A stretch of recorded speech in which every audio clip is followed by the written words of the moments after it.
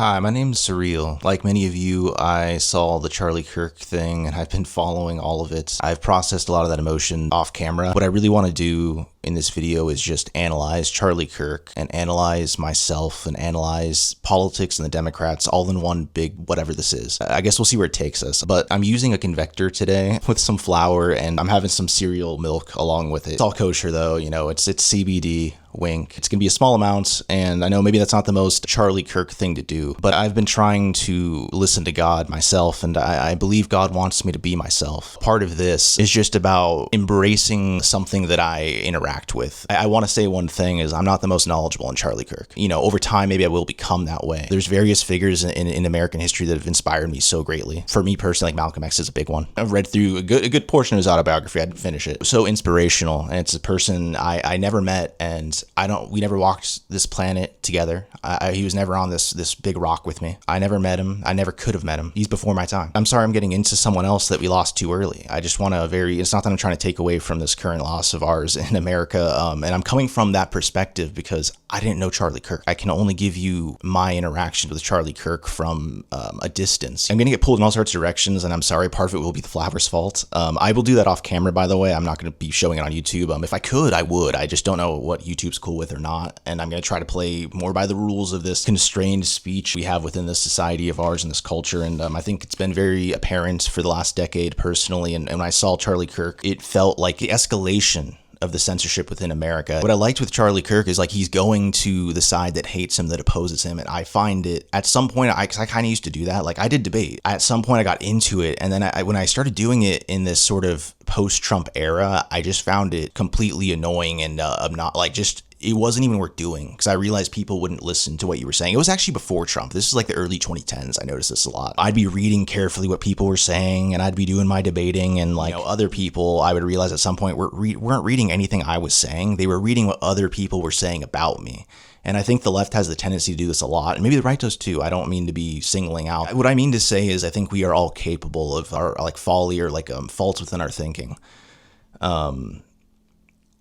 I'm losing my train of thought. I'm so sorry. I lost my train of thought completely. Well, that's going to happen in this video a little bit. I hope you can forgive me. But regardless, the Bill Maher and the Charlie Kirk interview, I thought it was interesting seeing them sit there in complete opposites and in their differences and just converse in some way. And it wasn't almost like it wasn't a battle. Is the way it felt to me. I think there's a tendency for all, I'm sorry, I'm waving this around. I'm gonna put this away because this doesn't matter. This genuinely doesn't matter. It's just I'm offering, to me, this is like a sacrament to Charlie Kirk. The feeling I get watching him is he was himself to the fullest of what that was. You can disagree. You can be different. I understand. I'm very different from a lot of people that are fully themselves. To me, there's a beauty to it. There's a beauty to him being himself. I don't necessarily have that same bravery or that same ability. You know what I mean? I don't know how he did it. I don't know if he ever struggled to be himself, but I feel like he went for it and he stood by who he was. And, I used to be pretty straight edge myself. I grew up Catholic, and I respect that he retained his being in that way into his 30s. I think that's amazing.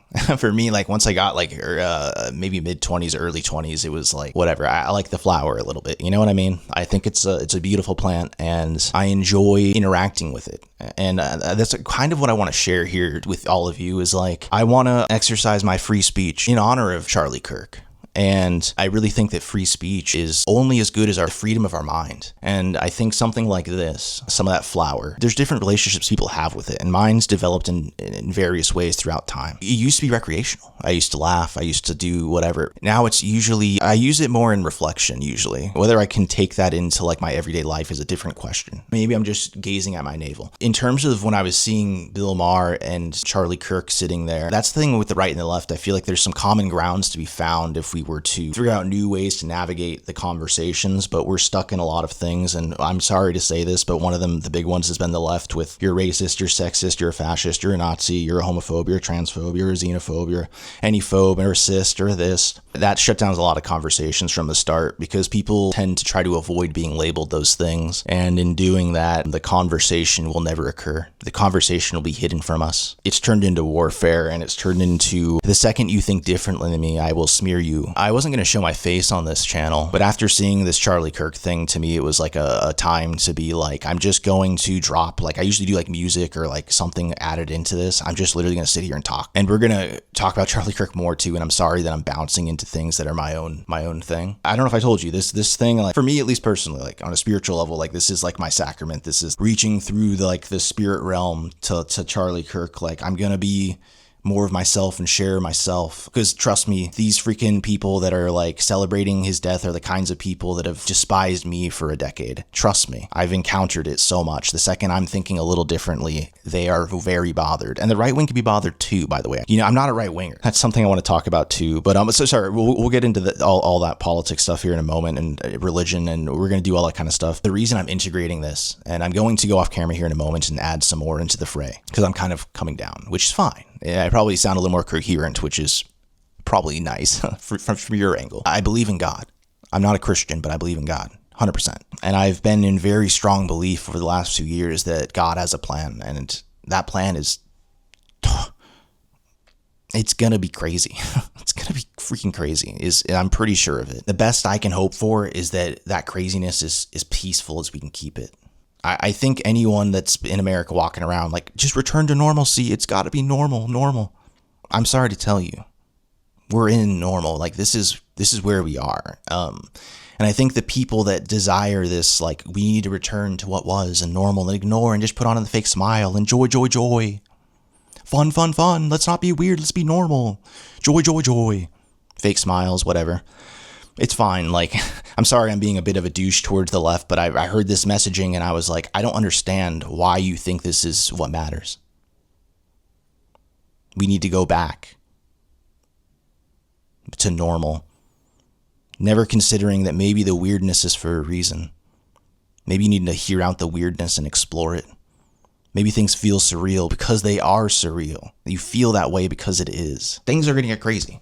And there's no way around it. We've signed up for it. We've chosen that path. I admire all the Americans that have been able to discuss this and like pay their respects to Charlie Kirk in some way. I've actually listened to a lot of people that disagree with Charlie Kirk or weren't fans of him, and I've enjoyed hearing them out. And I know they're not my politics or anything, but I've just wanted to hear them. And it's not because I despise them. It's because I just go, I need to hear there's still humanity on the left. For myself. I don't know what else to say. And I felt this way for years, to be honest with you. This isn't just like a recent occurrence for me.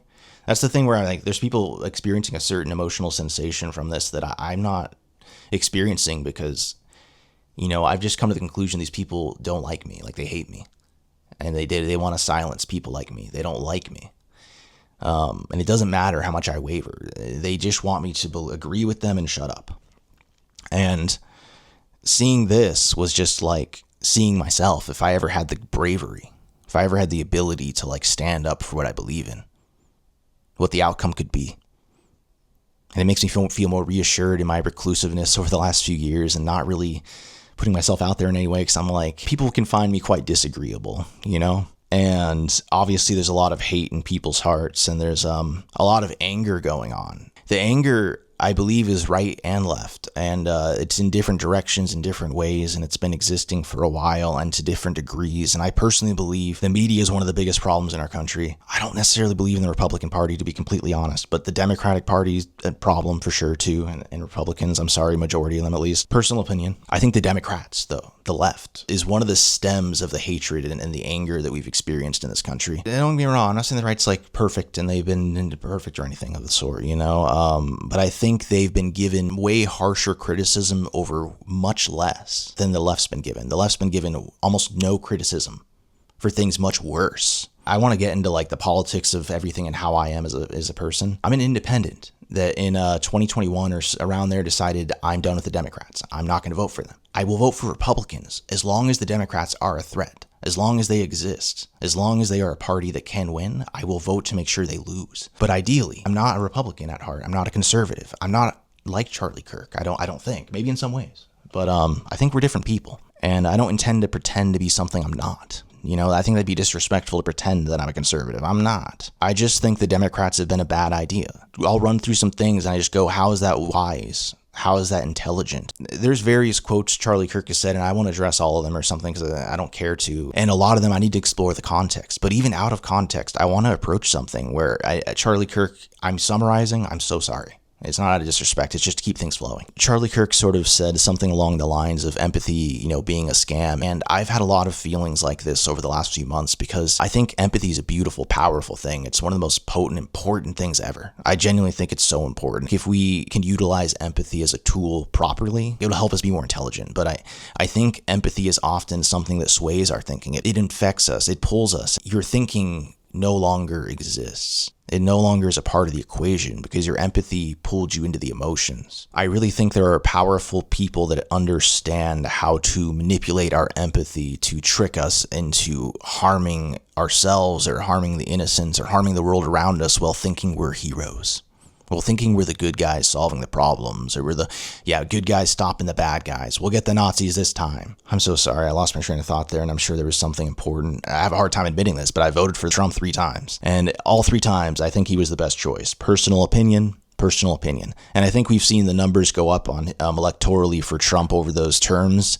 And I think that pays credence to my personal judgment call, because more Americans have come to agree with me that Trump is the best choice for this country. I don't think Trump's a perfect choice. He's not even the best choice.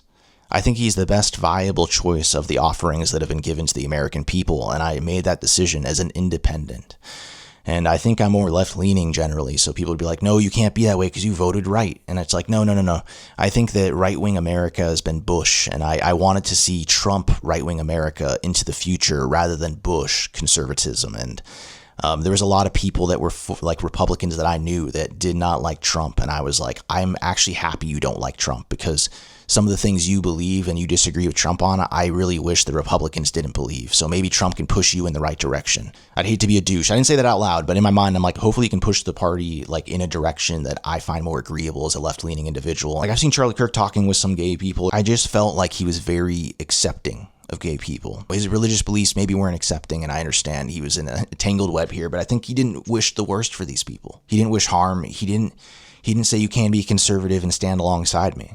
He didn't say that. I'm so grateful for it. It's like, that's why I voted for Trump. I was like, I just want more diversity in the Republican Party too. I hear all the stats. I'm like, oh, more Hispanics went for Trump. Like, more black people went for Trump. Like, more whatever, more women or something. I have no idea what happened. I'm sorry, guys. I haven't paid enough attention, but it seems like there's enough like young people went for Trump. I'm grateful that the conservatives have expanded outside of just the stereotypical conservative, at least a little bit. And I think that's a good, healthy thing. I just think of America as a machine in this country, and I go, which captain of the machine do I plug in, and what does that lead to? And I try to do the mathematics, and for me, Trump was the guy. I'm not saying that everything's perfect and it's led to a better America and every America's better forever.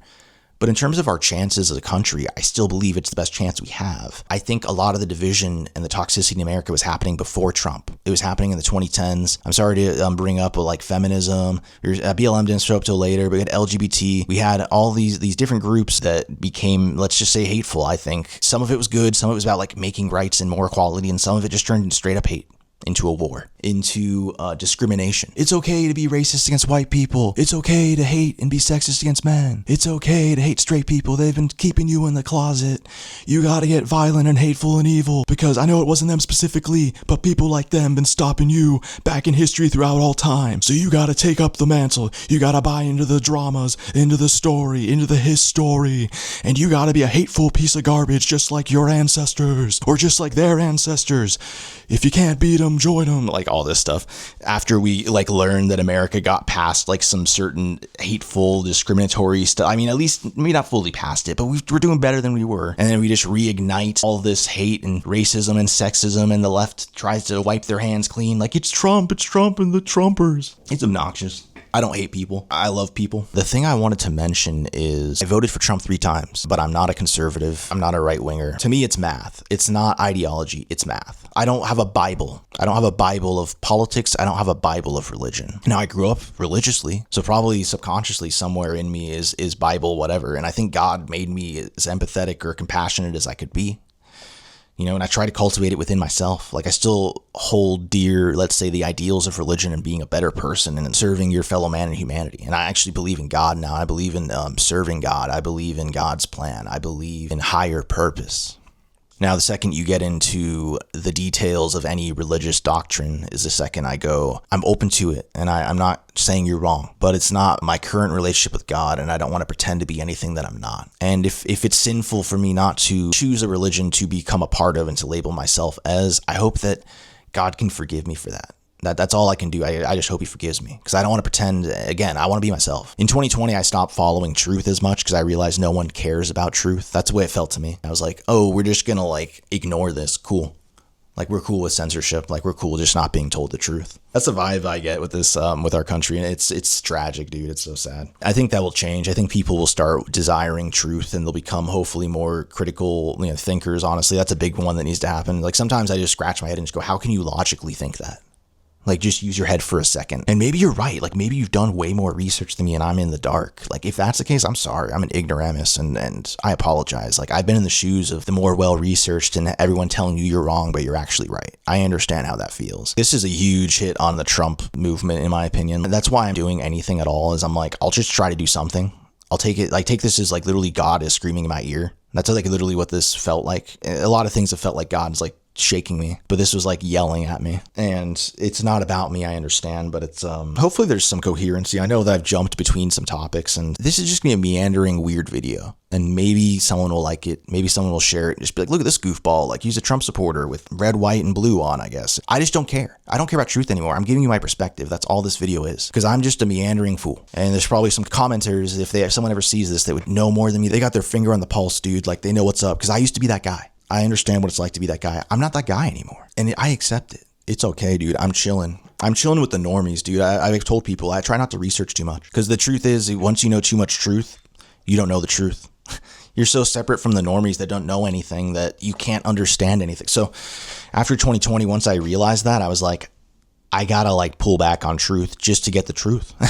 Just to understand the truth of like Americans around me. I need to not know so much, because they don't know so much. I'm sorry to be a douche about it, but I look around and go, you haven't heard that? People are like, oh, this right-wing thing, this thing that happened to Charlie Kirk didn't happen before. I'm like, yeah, it happened literally like the first week of Trump getting in office. I can't remember what state it was, but there was that guy, and he's like mentally, he has some mental challenges. And there was a van with like 3 lefties, it doesn't matter, three Democrats, right? And they grabbed this guy with a MAGA hat, started scalping him. Like, they took him, like kidnapped him in this van, they scalped him like within a few days of Trump getting elected. Like, this sort of hatred towards the Trump supporter has been going on for so long. Before we even saw how Trump will act in office, we have any idea what Trump will be as a president. People were scalping. Like, they were already so angry they were willing to get violent. So I'm just going to try to talk on this channel for a while, and I'll just release my thoughts and like put it on video, I guess. This Charlie Kirk one's the first one I'm doing like in this style. I'm so sorry to the dude just for how incoherent and messy this will be. This video, it is out of respect for Charlie Kirk, and it is for me in honor in some sense. This isn't easy for me is like the only thing I can say. Like, and this is the opposite of easy for me, and I know it seems stupid. Like, this should be so easy. It's not. He did what I thought was way harder than this. Like, he went to people that hate him and like disagree like so vehemently and like despise him, and he still conversed with them day in, day out, like hours and hours and hours and days of his life and weeks, year. I don't know. The part that's like in his honor is like, I'll just share myself, and we're going to discuss politics. The left never gets put under a microscope, and we never examine them. And I've been examining them for a while, and I think there's something wrong in the software. Like, there's a virus, there's an infection. I personally was hoping to God when I voted for Trump that Democrats would rise to the occasion. I thought they'd evolve if Trump decided to help the Republicans evolve. I thought the Democrats would rise to that occasion, that competition would create something better. But no, the Democrats are the only option for the left in America. All you get is the Democrats. I don't agree with Democrats on so many things, but I'm left, I think, at heart. So why would I vote for the party that represents the left, the party that represents me, when they don't represent me at all? That's messaging to the American people that me, as a person that thinks more in a left way, condones and approves of what the Democrats are doing, and that's how I think and feel. That's not how I think and feel. I think they're idiots. I think they're fools. Again, empathy being a scam, dude. I think there's some people that think to themselves, oh, this guy committed a crime. Let's give him a second chance. To some degree, I'm cool with that, dude. Like, I don't love the drug war. Again, that's why I'm using this plant, the flower. I'm in a legal state. We're chilling. But I think it should be legal in America. And I think we should figure out how to make that happen in the smartest way possible. The most reasonable way. It's a plant. You can see alcohol connecting to various violence, domestic violence. It doesn't lead to our best nature. yet we still allow alcohol. What I'm saying is, why am I talking about this plant? I'm sorry, I don't know why I got into it. Wow, I'm a freaking idiot, guys. I have no idea. The fact that we lock up people for this plant, that's what I'm trying to get at. Like, why are we doing that? Insane. And I understand we're not doing it as much as we used to in the past. But the fact that it's not in the federal books, that we're just getting to stop being stupid and throwing plant people into prison because we don't like that they interact with, the flower. That's so stupid. Like, we're so stupid. I don't care, like, Republican, Democrat, it should be solved. And the fact that Democrats didn't solve it, well, they've talked about it. And trust me, Republicans talk about things they haven't solved, right? So they let us down, right? It happens. And I expect it. I'm not even holding it against these politicians, but I just think this plant, the fact that anyone's in prison still for the plant is insane. For the flower. What are we doing? Foolish. But the empathy being a scam, I want to bring up, like, without being like soft on crime, it's like, they stole something, like maybe they hurt this person a little bit, they were angry, they're having a bad day. I have so much empathy. If I could put myself in their shoes, they need to feed themselves. They had to rob that store and like steal all these like MacBooks or whatever and put them out of business. Like, they had to do it. They had to. And it's like, they had to do a carjacking because, they're struggling, the economy. Maybe that line of empathy is the sort of thing that leads you to go, you commit a crime. We'll give them a second chance. Let's give them a third chance. Let's give them a fourth chance. Let's give them a fifth, a sixth chance, a seventh chance, an eighth chance, a ninth, a 10th, 11th, a 12th, a 13th, a 14th chance. Maybe let's just give them a 15th chance. And then we see this person perhaps stab someone just sitting there innocently in public transportation, just trying to go home after work. After slaving some hours away to survive in this life, they had their life taken from them. Because we had so much empathy towards the criminal. We got to give them another chance. And the person that was let go 14 or 15 times, they start to go, the law will never get me. I'll always be let off the hook. I can do anything. I get a 16th chance, a 17th chance, an 18th chance. I can do anything. I'm invincible.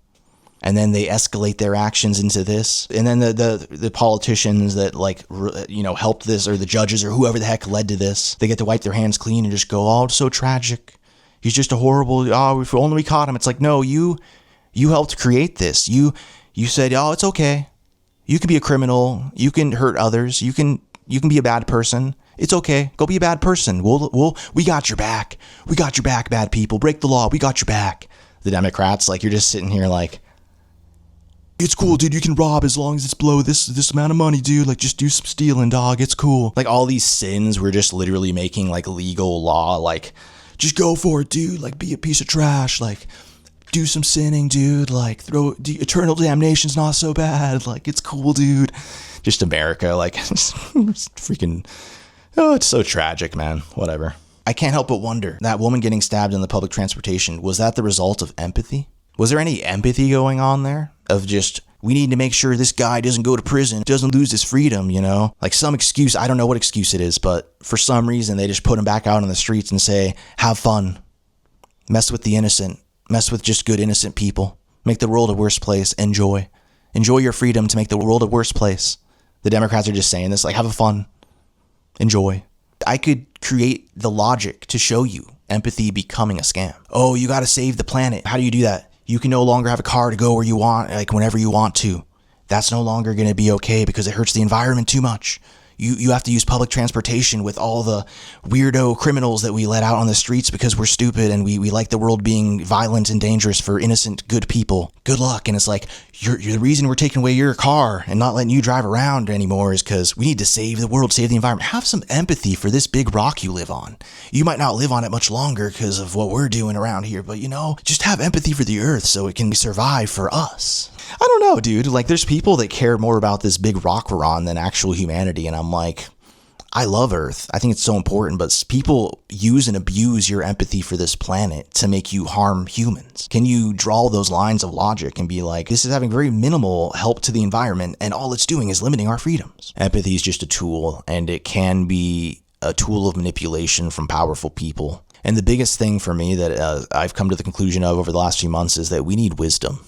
I genuinely believe we need wisdom. Like, we need critical thinking, we need skepticism, we need logic, and then we need wisdom, which I don't know. I think wisdom maybe even goes beyond that. There's many policies that the Democrats defended that are very empathetic. They're big-hearted, but I believe they're often small-minded, and that's a problem for me. If there's no wisdom behind your empathy, if there's no careful mindfulness to the empathy, to the compassion, then I don't necessarily think it's a tool for good. I don't think empathy is that simple or that easy. I think you can be empathetic to one thing and not the other. Like, I think it can even trick you into hate. What sort of rabbit holes can empathy lead you in? Some part of me has definitely been kind of broken and hurt from just various parts of our culture where I've lost hope. So that's where I'm unsurprised. And I think I've seen at least some more left-leaning or moderate people at least not being okay with celebrating death and political violence and all this kind of stuff. So I'm grateful at least that's happening. Because I just think there is a hateful energy within America that's been cultivated, and we're going to discuss it more. I'm going to talk about, again, feminism, LGBT, BLM, and kind of the woke ideology, the false idols given to us, the false gods of the secular American culture, the one that's no longer under God, the Almighty, but instead under the false gods of the woke. As long as we undo the wrongs of history, they were racist against this group, we must be racist against the group that was a racist. They were sexist against this group, they gotta be sexist against the group that was sexist. We need to be the hateful ones this time in the opposite direction, and then we will create peace and love somehow. Let's try the same recipe of hate and terribleness that was used by these people that we hate and despise and criticize through history. Let's use their same strategies of hatred to create peace and love, and we'll like say we're empathetic and loving and stuff, and like we'll call everyone racist and sexist and Nazis and fascists, and then one of them gets killed and we'll celebrate and be like, what? It's insane. I think I'm going to go a bowl in further because I haven't even done one bowl. I did one more. I'm sorry, guys.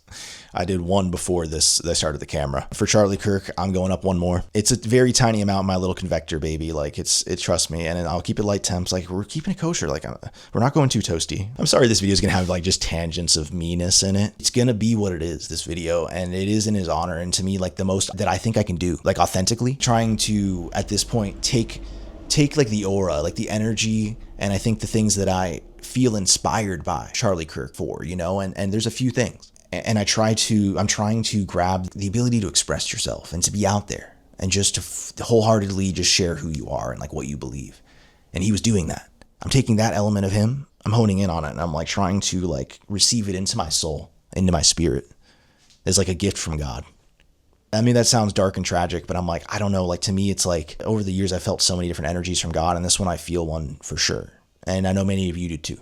And I think that it means something, like personal opinion. I don't think that's imagined. The wisdom thing, I want to get back into that versus empathy. I feel like our culture has been like, we need more empathy. There's a lack of empathy. And I really think there's a huge lack of wisdom. We don't cultivate it. We don't value it. There's no applause for wisdom. You get applause if you have a heart, not a mind. I think that's something we need to cultivate and develop in the American people and American culture is wisdom.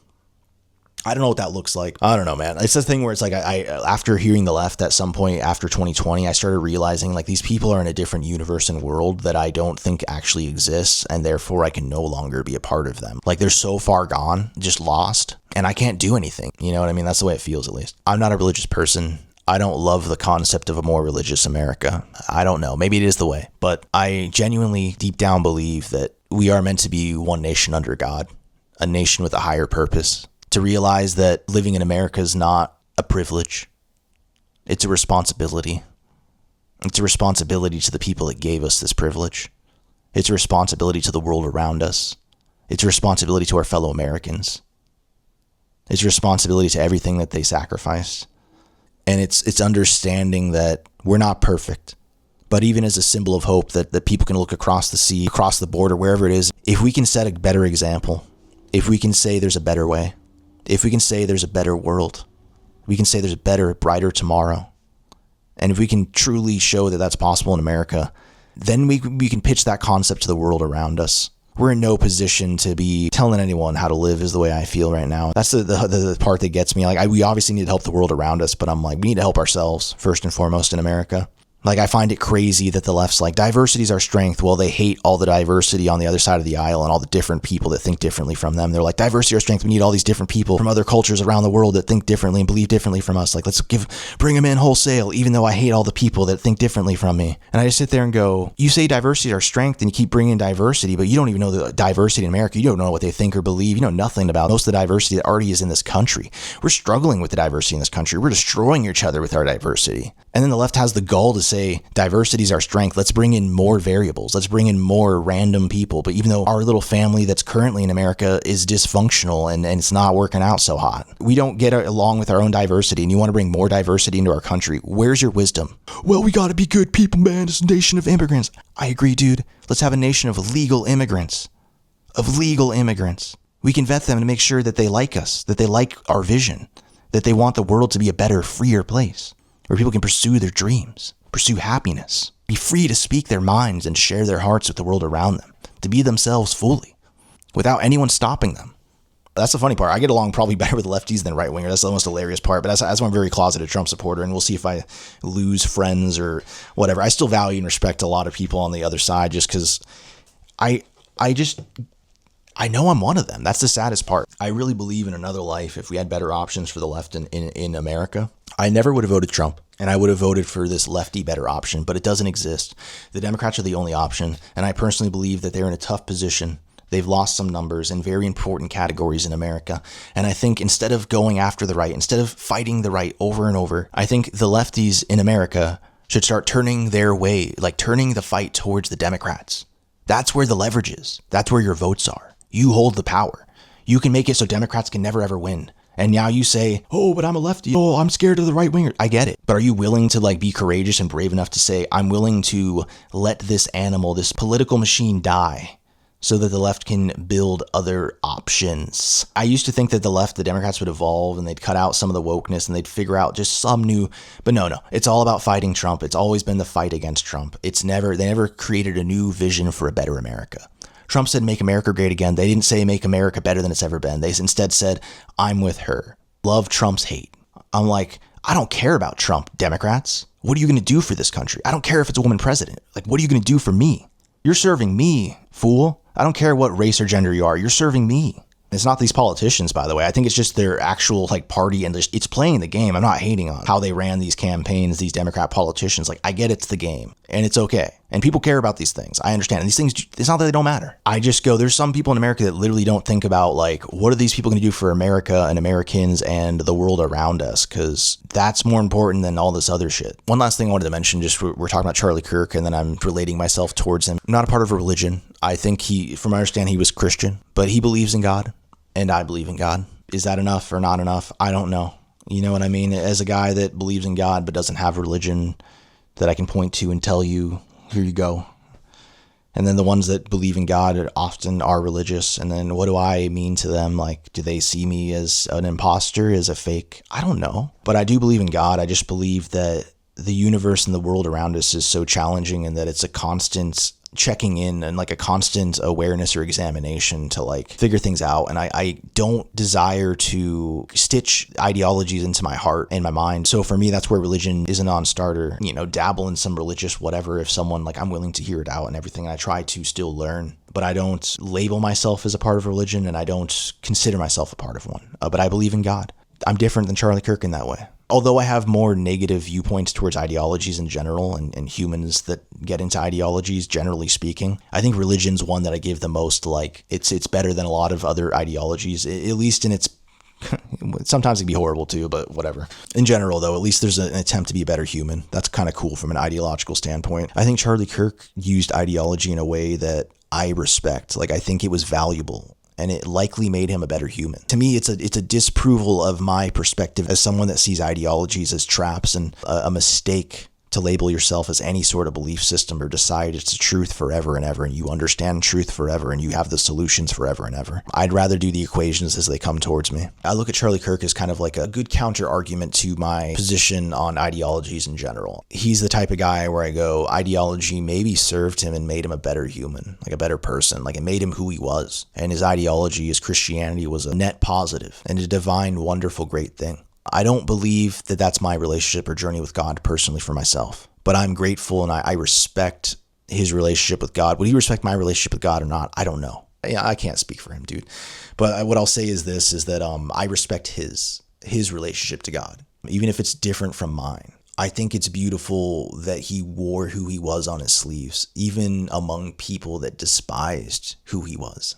I don't know. There's something like that's brave. I look at him as someone we lost way too soon. I think he pulled off the impossible in many ways. So the 2020 election, I actually stayed up all night that night. And I'm just going to cards on the table. I don't think that election was a clean one. I don't think it was legitimate. Regardless, I don't hold any energy towards it. I accept it as part of the God's plan, honestly. I'm in a weird way grateful that we got Biden, just so we can get a nice little compare and contrast with Trump. I think that's beautiful because I think a lot of people have a very sugar-coated view and rose-colored glasses about the Democrats. When you actually start putting them under the same style of scrutiny that Trump's been dealing with, I think that they don't look so great. And for me, voting for Trump was because the Democrats were never a better option. I'm personally not a fan of parties at all, again, because of ideologies, but whatever. I understand maybe it's just how it is. I kind of like the idea of like a one-party system in America and then a bunch of independent parties, like independent whatever groups just coming from all angles, like as a competition. I don't know what that looks like. That's probably not a great approach. You know what I mean? I don't know. I can only imagine different things, and every system will have its failings. To me, the Democrats, if they were wise, at least in my mind, they would try to ditch the Democratic Party and use their leverage against Democrats to change. I don't think the Democrats can be changed. I'm going to be completely honest with you. And I think even if they change, it will be fake. It will be fake. And they will just try to get the vote and then just turn around and just do whatever garbage they're going to do. They'll lie to our faces. That's the way I feel about Democrats. That's why it's like, it's over for me. For Democrats, like I would never vote for them. Personal opinion, they're just not sufficient. And I think if enough left-leaning people did that and somehow figured out a way to create an alternative or alternatives, maybe the left could actually get some options that like even a Trump supporter like me could consider voting for. Could you imagine that? That's what I was hoping for. When I voted for Trump, I'm like, hopefully to gosh, the Democrats clean up their act and decide to give me a really good option at some point. And then they kept giving me just no good option. And I'm sitting here like, are you guys ever going to change? Like, are you guys ever going to stop fighting Trump? Like, what happens when Trump leaves the picture? Like, what's your politics? Like, what do you want to do for the world in this country? What's your platform? We're fighting Trump. I'm like, I don't care about your little sports game squabble. Like, I want actual policies, you know. And then they do an open border for 4 years. And then near the end of it, Kamala's coming out and saying, please don't come over here. Please don't come over here. Well, they leave the gates open. The Biden administration just leaves the gates open and lets people in. Get on camera like, please guys, like, don't break the law. And it's just like, the law is just not even in action at all. It's like, they're just like waving their hands like, guys, like, don't come over here. Like, please don't come. And just like waving their hand, like waving them in as they're doing it. You're just sitting here like,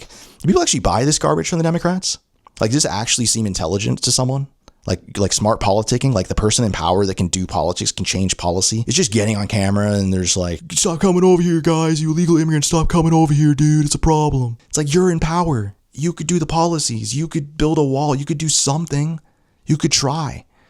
Instead, the Democrats just sit there with no actions. They just do their words. Sorry, one thing. So the 2020 election, I did not believe it was legitimate. I remember I stayed up all night. Most Americans that believe it's legitimate slept through the night of the election, by the way. They didn't actually watch it. So it's very funny to watch how they describe how they're more informed than I am when I was actually watching it, at least. When I actually decided to care enough to stay up all night and pay attention. I started noticing the van showing up, and I noticed whenever a van shows up, that state is over and it's going to go to the Democrats. And then, you know, they had the excuses, oh, Dems are more likely to be mail-in voting. They have like the plausible deniability and all the BS lying. But it was just like, okay, but all the mail-in voting states didn't go against Trump. Only the ones that have these cars and trucks showing up. Isn't that interesting? Oh, wait, no one else can make the observation, I guess. Whatever. It's freaking obvious, but I guess it's a legitimate election. Like, whatever. So I stayed up all night, and I remember Charlie Kirk was one of the few people in the night of 2020 election where it was probably 1 or 2 a.m., maybe 3. And he was one of the few people still streaming, Charlie Kirk. And he was reading, I think it was Georgia. He's like, we still have this district coming in. We still have these coming in. He's like reading out like all these things, like this is the demographics. And he's like, okay, here's the split on these numbers. He still had hope in his heart. He was still hopeful. I was sitting there like, dude, like they're slowly pulling us away from Trump. It's over already. That was my personal opinion, right? When I saw all the trucks show up, I'm like, it's already over. And then sure enough, I was right. People that say they could predict Biden winning from the night of, like, no, it looked like Trump was doing pretty damn good there. Until you guys went to sleep and then woke up in a haze and were like, wait, Biden won, I'm happy now. And then just went to live on dream of nonsense garbage. And then we all had to live it as the American people. And then if you spoke your mind and said this is garbage, you got punished for it. So that's why I'm out here speaking my mind in honor of Charlie Kirk, because he spoke his mind even when people disagreed with him. And I want to say my opinion on that election is at least founded by someone that, you know, stayed up all night and watched the election. Most Americans did not do that. They slept and had nice dreams. while I watched the American dream be crushed. Charlie Kirk, though, he kept believing. He kept fighting. And I remember I felt a very deep respect. And this is like one of the only few times I've actually ran into Charlie Kirk right here. You know what I mean? Like, I most part have kind of ignored the guy. I didn't really pay much attention. But when I stumbled upon him, I admired his energy. I admired his perseverance and optimism, and that he was being realistic and looking for possibilities of victory. And I was like, he's not delusional. He's optimistic, and it's reasonable to believe the possibilities. But I started hearing the ratios. I'll give you an example of how the ratios played out. And he's reading them out, and I'm sure he could do the math too. I think he was aware, but he's a very optimistic guy. Numbers are coming in like 60 for Biden, 40 for Trump, 48 for Biden, 52 for Trump, 60 for Biden, 40 for Trump, 48 for Biden, 52 for Trump. So if Trump keeps getting 4-point victories and the Democrat keeps getting 20-point victories, who wins that election? And I paid attention. I watched for a while. There was no breaking of these patterns. And I've followed elections. There's never patterns quite so perfectly mathematically designed for one to win and the other to lose, but to create just enough, just inch it forward, just bit by bit as everyone's sleeping. Obviously, it was just garbage, but whatever. It's cool if you believe it. I understand. Whatever. You think just miracles can happen like that. But I don't think the mathematics work out quite so perfectly, repeatedly like that. I've never seen elections like that. The elections that I've at least followed. But Charlie Kirk, he stayed confident. He kept counting the numbers. He kept seeing the new district coming in. He kept looking for the opportunities for a Trump victory. And I, at some point, left his stream, because I was like, okay, like I've come to my conclusions. I stopped following politics a lot after this event. After a lot of things in 2020, I stopped following quite as much. And then I come to find in 2024, a lot of people attributed Charlie Kirk to the Trump victory. And I hadn't really paid attention or heard much about him or anything like in those years, Hearing that was so interesting because I was like, he had so much belief. He still kept fighting and struggling and believing in a Trump victory. And instead of like getting into like, oh, there was cheating and this election wasn't legit in 2020, Charlie Kirk was like, okay, we're going to go out there and start playing the game. Like, we're going to play the game within the rule set, like in the box. And I'm going to change hearts and minds and win votes. I'm not going to like cry about how elections are imperfect or like maybe there's cheating here and there. And like, even if he agrees with that or not, I have no idea what Charlie Kirk thought about any of that, but I respect that he approached things in a very practical way and logistically tangible way and started doing something and decided, even if they cheat, we're going to still win. I think that's the way he was thinking, probably like, we're just going to change so many hearts and minds that they can't win even if they try to pull off some garbage. It won't be as easy as moving around just those small little numbers at night. It's going to be so many numbers that they can't pull the wool over the freaking sheep's eyes or whatever the heck the saying is. They can't trick them quite as easy this time. And thank God. I thank God for that. I thank God for Charlie Kirk. We'd be in such a bad place, I think, if Trump lost. I know we're in a really bad place with Trump winning. I think Trump losing would be better temporarily in the long term, though. Like, we would be so done for. This rough spot we're hitting under this Trump administration right here is something that's necessary if we want a brighter tomorrow. And I think the Dems want to put on a fake smile, joy, joy, joy, normalcy, and like fake garbage and pretend that the world's better than it is just by faking it till you make it. And I think that there's very damaged things at the roots of America right now. There's things that are in troubling places, and we need to discuss them and approach them and figure out how to be genuine and honest with ourselves and like share ourselves honestly too, and be brave in a time where it's not easy to be brave. It's not easy for me to go start saying stuff on camera after watching what I just watched. And I think we still need to do it. Even if you're a left-leaning person too, I want more. But I think in terms of this placement within American history, MAGA is the one. It's the piece of the puzzle. That's why I wasn't shocked when he got a second term Trump. It had to be two chunks. It had to be two periods of time. And the fact that it was separated by 4 years, I think, is weirdly enough a part of God's plan too. So whatever, the legitimacy election doesn't really matter at this point. It does matter in terms of future elections. I want all of our voices to count and it to be legitimate and us to have faith and trust in it. When any of us see trucks filled with ballots that are against our side, it just comes off as questionable. I understand you can justify it. You can say it's normal. You can create reasoning, but it's a hidden box of garbage that I have no idea. And it's just, they're just moving it in there and deciding to count it late at night when no one's paying attention. And I'm supposed to just trust them. Crazy stuff, dude. And the left's just willing to believe it. Glad that Trump won all these things. And like, I'm hoping the MAGA agenda carries through because there's some things I think that just need to get done so we can figure some new things out in this country. I think he's the guy to do it. I, for some reason, don't think the strategy of an open border and then just telling them not to come here is an effective way to solve a border crisis. Even things like allowing people to break the law and then the Republicans show up and start enacting the law that leads to deportations. And I'm supposed to just blame the right instead of blaming the left for allowing all the illegal behavior that led to the law happening, that led to the deportations. Like, I'm not supposed to acknowledge the first domino, which was the Democrats with open borders letting in a bunch of people randomly, just letting them in illegally against the law. They didn't change the law so that you cross the border, the southern border, and become an American citizen. No, the Democrats just ignored the law. They broke it over and over and over. And then Trump shows up and says, we're doing the law. And then people get deported. And it's like, that's what the law is. Why didn't the Democrats change the law so this didn't happen?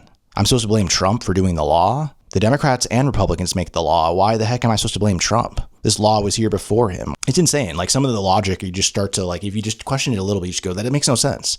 Why am I blaming Trump for that? It makes no sense. Democrats should have actively been like, we're going to make it so that illegal immigration is legal. You can cross the southern border. You'd immediately get like an ID card and become an American. You know why they didn't do that? Because it sounds insane and ridiculous, I think, to most Americans. So instead they go with this weird, like, letting illegal things happen without speaking about it. You know, people care about the border. Can we just solve it so we can move on to other issues? Or do we have to talk about this until I'm 80 or 90 years old? Like, should we build a wall yet?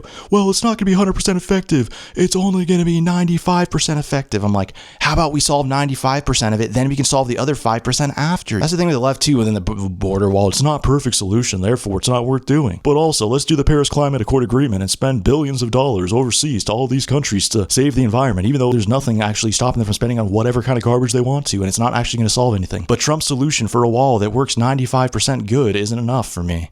But I'll do the whole thing where we spend billions in the Paris Climate Accord agreement and we solve 1% of the issue, because doing lackluster efforts on my issues is more important than Trump doing efforts on his platform. It's just, I'm sitting here like, there's nothing logical there. Like, I want this discussion to end. How do I get people to shut up about illegal immigration? We need to stop it. So then we can just talk about legal immigration, the kind of Americans we want in this country, the kind of diversity we truly want. I'm a weirdo, man. I want loving, intelligent, wise people that believe in America, in the dream of what this country can be.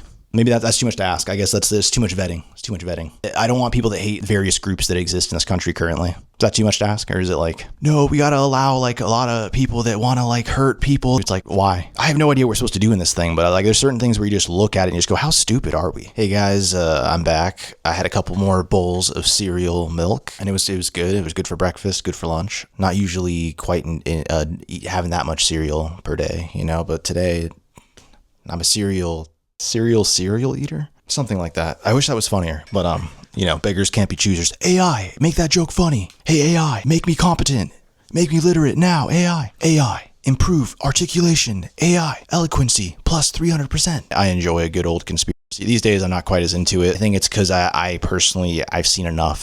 I've seen enough. Things are whack, like in ways that we can't even imagine. Like, trust me, like you don't have to tell me, like you don't have to give me the details. I mean, you can if you want, like I'll listen, but that's the thing where it's like there's a surprising factor, I think, for many Americans. And I don't know, like maybe I'm wrong and maybe I'm just a delusional, or maybe I'm like black pilled, or who knows, doomerism. I just think we're in for a journey and it's a rocky road. There's been like a sludge or like a messiness that's like unspoken and unacknowledged, I think, within American politics. I've been saying it since 2020, but really it was earlier, you know what I mean? But I just think in terms of officially becoming a part of different worlds, I think 2020 was the breaking point. It's not that I don't think we can heal and figure things out. I have some faith in the American people overall. It's challenging for me to say that when I feel like I've been let down quite a lot by the American people personally. Like, that's how I feel. And I know many other Americans feel that way. So I'm there with you. People are like, vote your values, like the person that's gonna like do what you want. And I'm like, none of them are gonna do what I want. I can't play that game. I don't know how many other Americans are like that. It's like they're not playing the ball game that I want to see played. They're talking about the same 5 issues ad nauseum, like over and over for decades. I've started to think of like metaphors, and like one I was thinking of was like a record. And this record can only hold so many songs. And America is playing a record. And every year I hear the songs. One song that was not played very well in 2020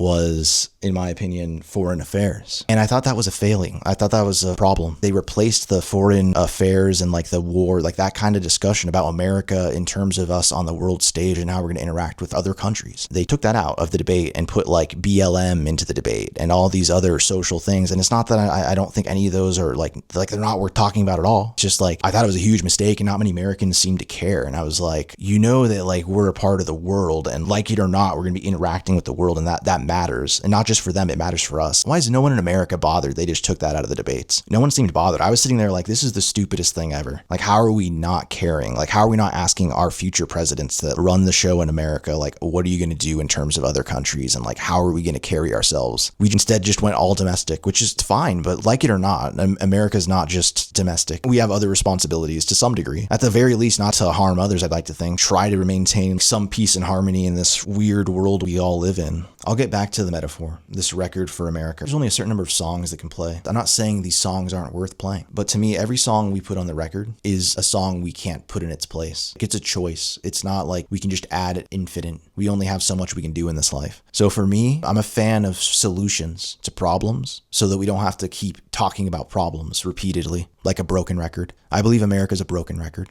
If you were to raise someone, a founding father from the dead, and be like, hey, we've been trying to figure out like this immigration thing for like decades and decades and decades, and we haven't gotten anywhere. What's your report card? They'd be like, what?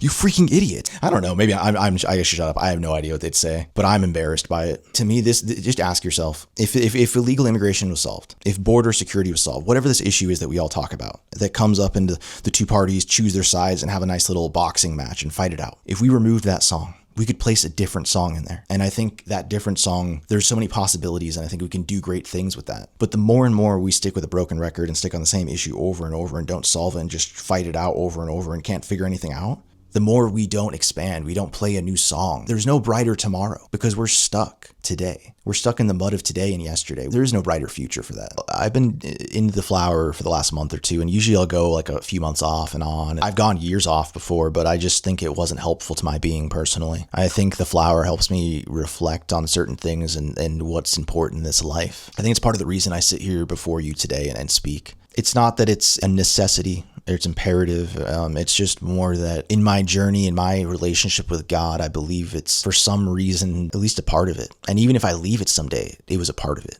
That's what I truly believe. This channel, I'm just trying to share my perspective is the biggest thing and how I feel. Like this is surreal feels. It's just how I feel. So it's one thing if you're here for like knowledge and well-read truth of what's happening in this current moment. That's not what I'm attempting to do. I'm attempting to just share what I'm thinking and feeling. I used to be a heavy researcher person, like a Gamergate. Like I was very much aware of what was actually happening during that. And there's some people that very much had no clue. And they just ran around smearing people like me as racist and sexist and homophobes when all I wanted was for journalism to be a little more ethical. I didn't like the idea that as a kid, my pastime, my favorite hobby of video games, or one of my favorites, I actually valued game reviewers too. I couldn't play games during the weekdays because of whatever, just religious things. So I only played on the weekends, but weekdays I would read the game journalist and read about the different games, and I was well into it. I followed like GameSpot and like Jeff Gerstmann into like Giant Bomb, and then like game trailers and like Easy Allies, and like I thought One Up Show was cool. Like I don't know, there was a lot of things I loved about game journalism, and a lot of it I don't respect anymore. It's like no, Kyle Bossman I love watching still. I still watch some of them, dude, but I don't know, man. It sucked to be growing up and like realizing when Gamergate happened, I was like, dude, some of these people were just like getting their jollies off or like getting free laptops and stuff and like just being totally bribed for their opinions, and they were lying to me. And I would buy a game that was a 9 out of 10, they told me, but it was probably a 6 or a 7 out of 10. And it's like I could feel that in some games. I could tell it when I got into like high school. I was like, this game does not feel like a 9. No offense, but it's not terrible, but these people said it was a great game. And I just start to question after Gamergate, I'm like, did someone just have sexual favors like sent to them? Like I'm not even saying like the specifics of what sparked Gamergate. That's not what's relevant. It's not the characters. If you were really following Gamergate, you understand that there was like many things beyond just the one story. It was like industry leakage of like these people are just being bribed to lie to the consumer. And with video games, you don't have a lot to go off of. Back in the day, there wasn't Twitch, there wasn't streaming. You couldn't get much. There was magazines that were filtrated through all this garbage probably. There were various websites, you know, your IGNs, your GameSpots and all this. I just don't trust media corporations at this point. Independent media wasn't as existent at that time. With Gamergate, I remember just being smeared as like racist and sexist and homophobic and all these things. And I'm just sitting here, and I'm even seeing people that are gamers smearing other gamers. And I'm just sitting here like, dude, like, you know, like you're a gamer and I am too. Like, you know, we don't hate these people. Like, what are you talking about? Because the media was feeding it for them. And I think some of them were trying to appear cool for women. I'm sorry to be a douche about it, but I question the genuineness of some of these people where I'm like, you had to have known like this was stupid. Like you had to have known not all these gamers are racist and sexist and homophobes, and that they just don't like being lied to and then spending $60 for a video game where someone got a free laptop to tell the kid to go buy it for $60. I'm like, they're literally just stealing money from children is the way I look at that. That's like disgusting. And then to see the left and these like anti-Gamergate people, these woke people just turn against this, like this thing, this ethical concern of mine where I'm like, I feel lied to and cheated, dude. Like you might not think it's a lot of money, but when I was a kid and like I couldn't get, like I'm blessed. If I was able to get like 2 or 3 games in a year, I'm blessed. And I genuinely looked at it as a privilege. I'm like, I know some of you couldn't get that. So I'm not trying to complain.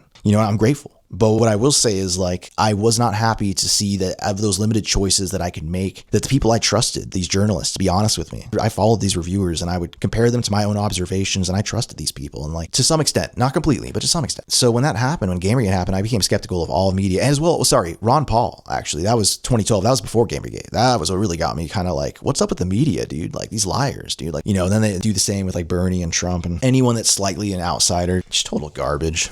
Whatever. I was so bothered that like more Americans didn't realize how the media is just terrible after Gamergate. I was like, we are terrible at like realizing the truth. It was right here we could like see a problem in America that's going to harm us. Because these journalists, they started saying all these people were sexist and racist and homophobic. Like, they were making these articles about gamers because we were calling out the journalists for their bad behavior, their immoral, unethical behavior. And then the left was reading these articles from these unethical journalists. They were made to protect themselves. Then the left turned on people like me who just wanted truth. I thought that there's an ethical obligation to journalists to be truthful, even for video games. And if we can't do video games right, why the hell should I ever trust the normal media? All medias, I'm sorry, like, they're all like a little related in my mind. So I don't know, like when Trump showed up and they started calling him racist and sexist and homophobic, I'm like, hey, I've been called that before. When I was hoping that journalists would be ethical and more moral in the future, I was called a racist and a sexist and a homophobe and all these things, transphobic, xenophobic, whatever it may be. Just a hateful bigot, stupid, a Nazi, whatever, a fascist. Just because I had ethical concerns, I wanted better from the people that filter information, like the people that make the judgment call, the people we trust to tell us the truth about the world around us, to share information with us. And then the information's tainted, it's fake, it's bribed, it's manufactured, it's sold, it's an advertisement, not a real legitimate judgment. Why would I want to be a part of that? I remember as a kid, I wanted to be a game journalist, but I remember after seeing this garbage, I'm like, why would I ever want to do that? Just tragic. And I'm sure there's certain pressures, like there's people less and more innocent within all this. And like, I don't think that all these people are super evil and stuff. I just think wrong side of history, that much is evident to me. I don't want to be on the wrong side of history myself and start getting too hateful, but I know I don't listen to these people. Like, I don't trust them. There's no reason to. It's not logical. It's not sensible. And if you do, it should be with some level of a grain of salt. So when Trump showed up and was getting smeared, I was like, I remember when I was being ethical and like hoping for the world to be a better place, and I was called all these things. I wonder if Trump's doing the same. You know, I think he's a little brash. I don't love everything he says, but I also think the left is very malicious and evil in their smear campaigns and how they love to label everyone as hateful and bigots and racist and sexist and homophobes. I'll keep saying it. How the woke people love to paint their enemies as demons, as bigots, for the simplest things, for disagreeing, for having standards, for caring about the world being a better place. So it made me much less persuaded or manipulated by the media's attempts. Just like they tried to smear me, now they come to smear Trump. There's things I found that I respect him. If I could look past a lot of his flaws that I personally don't possess, like, I don't love it. You know what I mean? Like, I wish we had better options than Trump, but I personally do not believe we do. And I believe he's a better option than he's been painted to be by the left, like by a long shot. And I think they hold him to an impossible standard that doesn't actually exist. An unbelievable, like, made up standard, and they'll remake it and configure it so that Trump's always not meeting it. It'll always change. The goalpost will always move. Having said that, Trump is pretty imperfect, and there's some things where he's disappointed me. I do want to make that very clear here. I still have hope in the man, but I mean, I'm hoping he steps up. This isn't enough. There's so much work to do. I believe God is a part of the reason Trump got into office. I hope Trump genuinely realizes it and understands. I think he does. But the broken record of America, let's get back to the metaphor. I think there's only a certain number of songs, and each song costs another song. Like, that means a song we can't put on the track. Like, the record is missing songs, and we can add more songs on there, but only if we take away some of the songs that currently exist. Border security is one of those songs, and I've heard the conversations over and over and over and over for a decade, and people have been alive longer than me have heard it for decades. Multiple decades. I try to go, how do we get past this song of border security? The left has proposed basically allowing illegal open borders and illegal immigration to occur. Just unfettered illegal immigration, open borders, like, don't really care about the border security at all. That's at least the vibe I'm getting. Like, am I wrong? Am I lying? I hope I'm not. I don't think I am. And the right is saying we should close the borders. We should do legal immigration, vetted, just mindful immigration. And the left is going, no, everyone's allowed, and like, illegal immigration's cool. Let's just let it happen. I think there's been an uprising of people that care about us having secure borders over the last decade. So I immediately look at the left and they're saying, we don't need border security, we need open borders. And I go, the American people are trending towards border security, and you're saying we don't need it, and we should just allow everyone to come in like without any kind of security at all. Like, that means that I have to hear this song forever, because you're never going to fix the problem that Americans are starting to care about. And then Trump's like, I want to build a wall and do border security. And I'm like, hey, maybe if we do that, it'll work. Or if it doesn't, we keep working on on and reiterating until we can make it so it's not even an issue anymore. And Trump's like, yeah, we could like secure the border and then we'll just do legal immigration. Illegal immigration won't even be a discussion anymore. And I'm like, you're saying we can remove the song from the record and get everyone to shut up and start talking about new things? He's like, yeah, that's what we can do. I have no idea. I'm not even trying to sound like Trump. That's the thing. Like the choice for me, I remove the ethics to some degree. And it's no offense. I care about all these people, including the illegal immigrants that are being deported. It's tragic. It sucks. I wish that the Democrats made illegal immigration legal so that we didn't do this, but they didn't. They just let illegal stuff happen. And the law happened because every American, every person on this damn country has to abide by the law, right? I'm cool. Like, I get it. Like, there's certain laws I think, what's the point? Again, I'm telling you, the flower. Why is this flower like illegal? Stupid. So stupid for Americans. I can't believe it. And Democrats haven't done anything with it. I hold that against them because they're the ones that promised that decades ago. I think there's so much development and progress to be made in America. There's so many things we need to figure out. And I look at us being stuck on the same topics every election cycle over and over and over and over. And much of it, I think, is the left's doing personally. Maybe the right too. I mean, the right's kind of a broken record too. I find the right just kind of more boring than anything. I just find the left just destructive and idiotic. The right's just a little boring for me. Like, I want more growth there. But whatever. It's better than nothing. It's better than destruction. It's better than idiocy leading to more destruction. Like I look at like a lot of things that have occurred right here, and I do think leftist ideology hasn't helped anything. I think saying KILL all men and like white male tears and all these things, and like it's you can't be racist against white people. This woke energy and the toxic element of it and the hateful element of it has been bigger than most Americans are willing to admit, especially if you're left leaning. You don't want to admit that a lot of the energy of equality and diversity has turned hateful and toxic and angry. It hasn't been helpful to our development as a country. But by ditching those, like if I say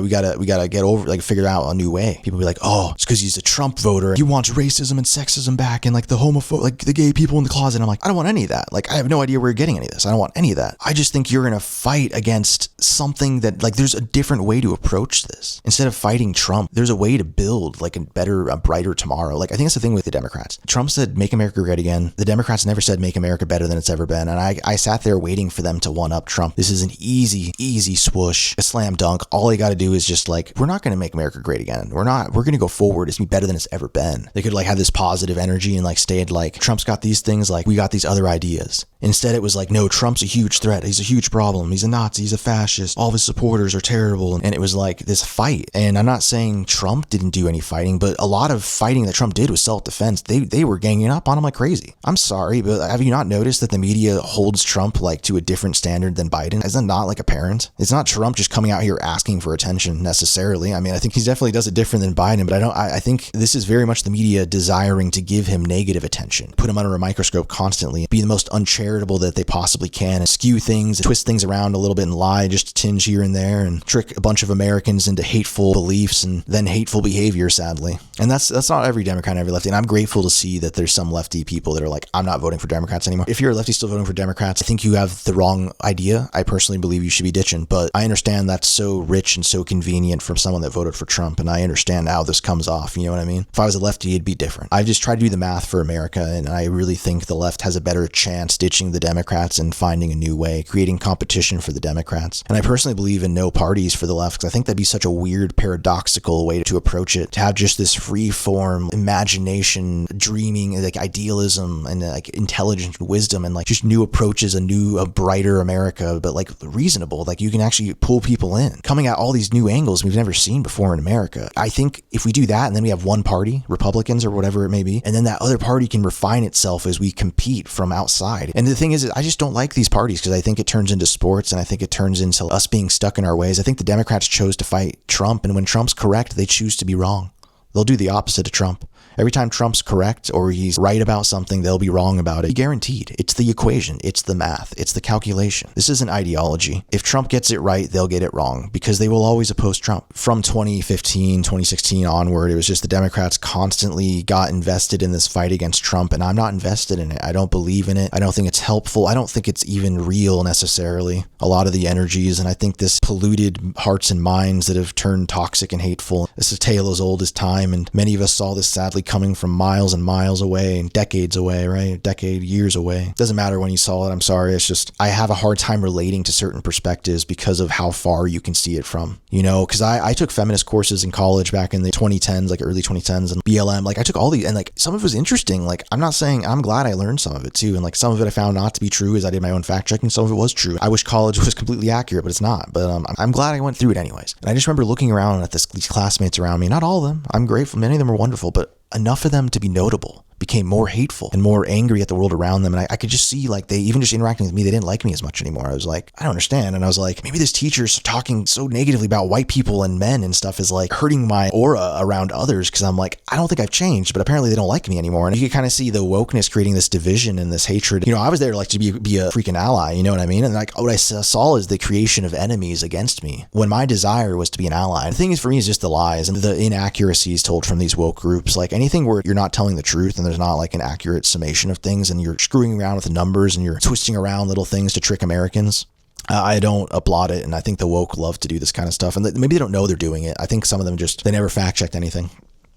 I can't believe it, but that's just what it is. But in terms of this broken record, when I ask myself, to me, progress is removing records by solving the problem in some way, like in a way that's like, we're satisfied enough with the solution that we have right here. Let's move on. Let's figure out the other things that are going on, the other problems of America. And I look at the border and I look at Democrats versus Trump. Trump, if he built a wall and he did border security, first of all, the wall would be hard to get rid of. So there's some kind of security regardless of whether Democrats get in there and start deciding to reverse everything he's done. It's like, now there's a wall. There's a physical object. Unless you want to destroy that and be a douche and like waste all of our tax dollars, but now there's a wall, so you can shut up about that. Let's move on to the next part of the border. What do we do beyond that? Okay, now we don't get enough diversity. Okay, so let's make legal immigration easier. Let's be careful still, but let's make it easier and like get better people and more of them in America. I'm on board. Most Americans are probably on board with that. They just don't like the Democrats breaking the law 24/7 and just letting who knows what kind of person in here and just calling them Americans because what? Diversity? I don't understand, because we don't want to be racist? Is that really what it is? You're so afraid to be racist that you're just like any kind of person. I want the best, and they look like anything. The best for America and what Americans are can look like anything or anyone, probably including some of these illegal immigrants. I just wish they could do it legally, correctly. Like, that's the thing. It's so funny. Like, I'm sitting here as a person that voted Trump. It's like, it's not that I don't want you to be part of us. I just want us to do it legally. I don't quite understand like what the problem is here. I'm not racist. I just want it to be done legally. And you know why? Just so Americans can shut up about this and we can move on from the issue. And as long as we allow illegal immigration, we will never solve the problem. The broken record will retain this broken song. I will have to watch the Democrats allow illegal immigration to happen and then deportations to happen. And then they're going to cry about it and blame the other side just because the law disagreed with the illegal behavior that they approved of. Where's the intelligence? I don't sense it there. It's bothersome. It's funny. I don't know how much to talk about the flower or not. I am definitely like in a maybe ever so slightly different place. And I'm grateful that I'm allowed to be in that place. Like, I'm grateful that the state, although I wish we didn't tax the heck out of it, I think that's stupid. The black market's competing with the legal market in where I live. And I don't think that's an accomplishment. I think that's a failure. But I'm grateful that it's legal. Like, I'm grateful that there's at least some direction. I like that Charlie Kirk, though, was mentioning like what societal effect, though. I thought that was such a different angle. And I liked that, sorry, I'm going back into like Bill Maher and Charlie Kirk, but I like that they were both willing to waver slightly in the conversation or to be flexible, at least just for the sake of conversation and their differences. Bill Maher sitting there kind of drinking and talking about cannabis and everything, and Charlie Kirk's, you know, not into any of that, which is, it was cool. It's fine. Observing it just felt very American, and I enjoyed that. It felt very inspiring to me, and that's part of the reason too that I like decided like I'm gonna like dedicate in honor of Charlie Kirk. And he's not a dude I knew.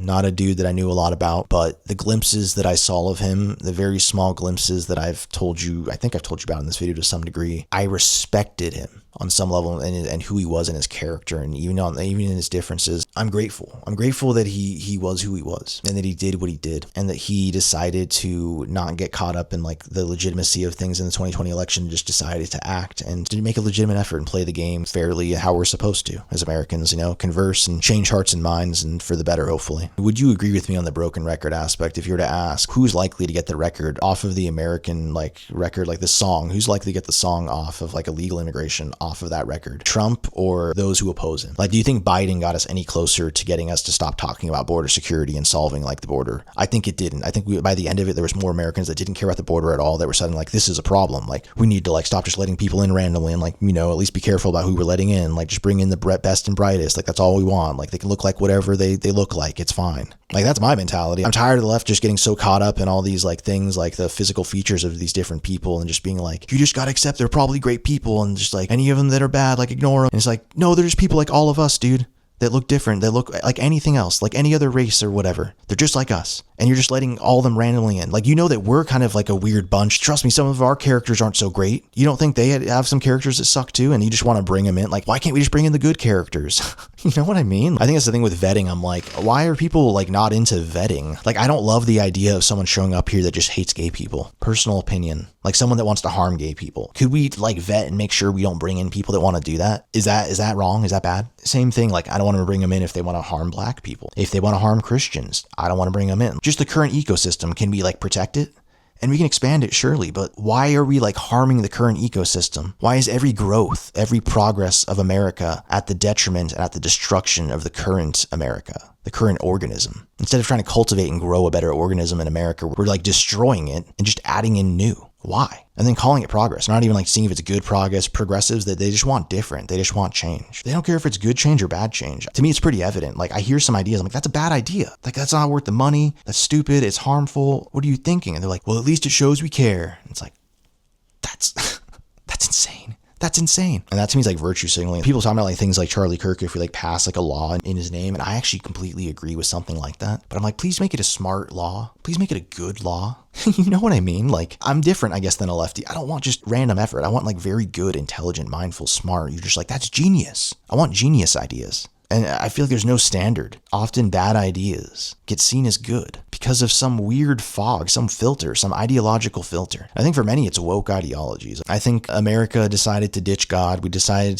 that, you know, the Almighty wasn't worth anything, that a higher purpose wasn't valuable, and that we should replace those gods with the woke God, the woke ideology, the woke religions. Instead of trying to cultivate the goodness, to cultivate love, to cultivate the best of our humanity, cultivate, you know, the spirit of God that I think exists within us. Instead of doing that, we're fighting a war against each other. We're the good guys because we're against the sexists, the racists, the homophobes, the fascists, and the Nazis. I'm sorry, there's a lot of like more anti-democrat stuff. I've seen the woke ideologies turn people into more, I think, hateful people, people that discriminate and carry hate in their hearts, honestly. And I believe that they've cultivated that within themselves. Not all of them. I'm sorry to throw everyone in the bucket like that, but it's enough of them to be notable. You can't tell me it's a small minority. It's not believable. I'm sorry. It's way more popular than that. Experiencing this, like hate back in the early 2010s and then seeing how it's just carried onward. I thought at some point it would stop. Like, I thought it would just solve somehow. Like, I don't know why I thought that. I think I literally thought if Biden or if Trump wins that possibly there would just be some acceptance that like, okay, maybe there's like, it's time we figure out like what's going on with America. And I just don't think that's what's going on. Instead, it's like everything's about how do we get them to agree with us? How do we get them to finally be on our side? How do we get them to take away their Second Amendment? How do we get them to take away their First Amendment? That's what it feels like from the Democrats. How do we get rid of our own rights? How do we convince more voters to want to get rid of our own rights? How do we get them to be more into censorship? How do we silence more people and get more people to want to silence others? But yeah, I'm sorry to like kind of more focus on the left and everything, and the woke and like kind of the I think they've cultivated some level of hate within the ideology and everything. The reason I'm focusing in on it is because I've really bit my tongue for a long time, for many years at this point, and a good, you know, most of my adult life, honestly. And it's like from the start, I was like, I don't think this is wise or smart, and we should be investing this in, like, into our culture. And I think we should care about the rights of various, you know, racial minorities and gay rights and trans rights for adults, personally, women's rights and like gendered rights. Still believe in all of it. I just think under the umbrellas of like feminism and LGBT and all these different, there's ideologies behind this. There's some feminists that think every problem ever is patriarchy. They'll do some mental gymnastics, some weird equation, like delusional equation where they go, it's patriarchy. And you just go, what? What kind of math is that? It's like, it's my religion, dude. I don't know. Like, it's always patriarchy, the men. And sometimes it probably is patriarchy. I don't know. I think there's certain understandings the American people come to where I personally would say, can you really call it a patriarchy now that you understand this? That's the thing, the issue I had with believing in a patriarchy is like, I think I know too much information to believe in a patriarchy. The facts just don't line up with your belief system. Personal opinion. But it's your religion. I'm sorry to be offensive to your religion. Any group of this woke that's like, oh, you can't be racist against white people. I can't help but think you could be racist against any kind of group. You can hate any group. You can discriminate against any group, including white people. Like, well, the history and the math equation means that now we get to be terrible people and we get to still be the good guys, even though we're terrible. Because their people were terrible at one point, possibly. I don't know what country their white people were from, but they're white. I've had people like tell me all these things about me as a white person. Like, I swear to God, like not a lot, but enough to be like, you don't know anything about me. What are you talking about? And I used to actually take it seriously. Like, I felt like apologetic in my heart for like various things in my history of my ancestors. I'm like, it's not accurate though, because I'm like not that kind of white person. But it's fine. If you're that kind of white person, I don't think you should feel guilty and terrible. I think you should try to be the best person you can. I think we all should, as a society, should stop trying to cultivate racism. After seeing the display of wokeism and the various bigotry that they have helped create and cultivate in the modern America, like the modern bigotry we've seen spouting out of them and growing and this infestation, I don't believe hatred, discrimination, racism, and sexism is exclusive to any group whatsoever. And anytime you say this group is safe from ever being this terrible thing, or this group is excluded from ever being the victim of this terrible thing, they can never be the bad guys, they can never be the good guys. Any of that garbage, ideology, men are the problem, white people are the problem, Trumpers are the problem, belief systems. That's what I get from that. That's your religion. These woke ideologies, I hope that they somehow grow past them. I know some people never will. They're going to be like old people, like really woke and stuff. It's going to happen. It is what it is. I hope that we can just wisen up and still care about the rights of all these various groups that the woke are covering, cut out the hateful garbage, and like still figure out how to do this thing. That's my personal belief. And I think most of the people in these groups are fine though. Like, generally speaking, like, I'm not trying to demonize or say that people are like idiots or something. I think that no one's immune from, I'm just going to call it brainwash. No one's immune. No one's smarter. That's the kind of wisdom we need in America. You're never smarter than like our faults as humans. You're never better. You are your ancestors. You are the ancestors of others. You're capable of all the worst and all the best. And what do you want to be? Like, what do you choose? Like, what world do you decide? And I think we're all facing that question as we've seen this Charlie Kirk thing. I think I'm going to call it a day because I've been talking for like 2 or 3 hours. I'm going to shorten this up. I'd love to go a little deeper with you guys. I literally used the weakest device that I have with this flower. And it was kind of out of like a respect of like, I'm going to keep it chill and a little more focused. And it still wasn't very focused. I apologize. That's just how I am a little bit as a human. It's not the flower necessarily. I go into tangents and go all over the place. You know, it's a roller coaster sometimes. I'm going to say rest in peace, Charlie Kirk. I think it's a tragedy. I think it's sad. I think we lost him too soon. And any time where we lose someone who's important in a political movement in America, I look at that as a tragedy for all Americans, not just the ones that believed in what he was saying. That's personally, I felt very attached to various, to be honest, civil rights leaders for that reason, where I just go, if we didn't lose them, we would have been better off. It's like one of the strongest feelings I've had like for so long in my life. It's like evident, like if we didn't lose those people, we'd be so much better off. Like, why? Now you get Charlie Kirk and it's like, again, why? I'm just giving you my impression, my feelings. I'm surreal, man. I just feel. Not really much of a thinker, you know what I mean? I try not to think.